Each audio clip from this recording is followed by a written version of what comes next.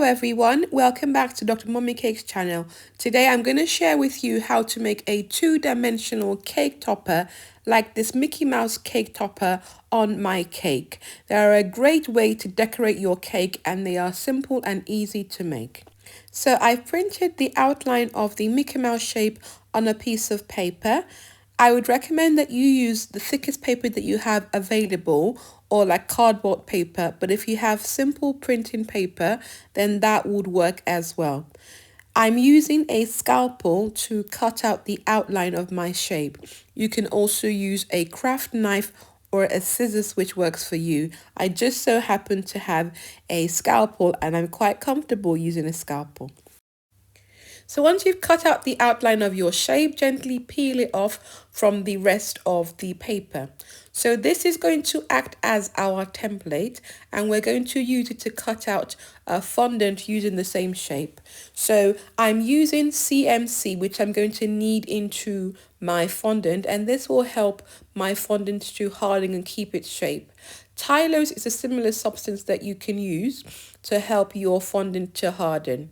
I'm prepping my work surface with corn flour. I think I put a bit too much corn flour there, but you should use corn flour to allow you to work with your fondant and stop it from sticking to your work surface and your hands. So I'm just giving it a final knead, and then I'm going to use my rolling pin to roll it to a reasonable thickness. Now you want it to have some thickness so that it will look good on your cake, but you don't want it to be too thick, and also you don't want it to be too thin. And make sure that you roll enough fondant so that you can comfortably cut out your template. Once you're happy with the fondant, then just use your fondant smoother just to smoothen the surface. And then next we are going to do the same process of cutting out the outline on our fondant, just like we did with the paper. Now for this bit, I'm using my scalpel again. You can use a sharp kitchen knife, or if you have a craft knife, you can also use this. Here I'm using a fondant tool to just smoothing the edges of the outline to make it nice and neat. And then you're going to then decorate as you see fit. So here I'm using some embossers to make an imprint of a star on the ear bit and also an imprint in the shape of happy birthday onto the fondant. You can decorate this in many different ways. You can just go straight ahead and paint it. You can add sprinkles to it. You can add writing to it. The list is endless. I'm also using my normal number cutter just to make an imprint of the number 5 on there, and then you'll see that I'm going to use a fondant tool just to create a bit of depth and imprint on there.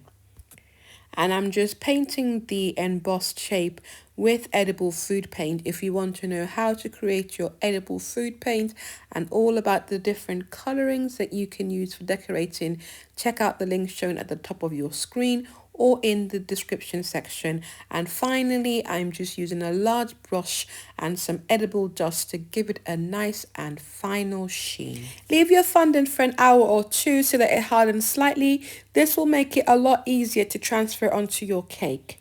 Use some edible food glue onto the surface. This will help the fondant topper to adhere to the surface, and just gently using a palette knife, lift off and put your cake topper onto your cake.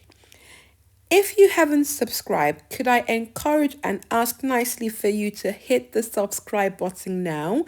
I have lots of videos and I post a new video every week, so you don't want to miss out. So click the subscribe button now and click the notification bell so that every time I post a new video or a short, you will be the first to know.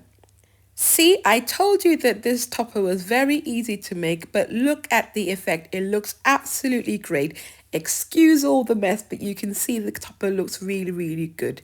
Thank you for watching. Don't forget to like and subscribe. I will see you next week. Happy baking.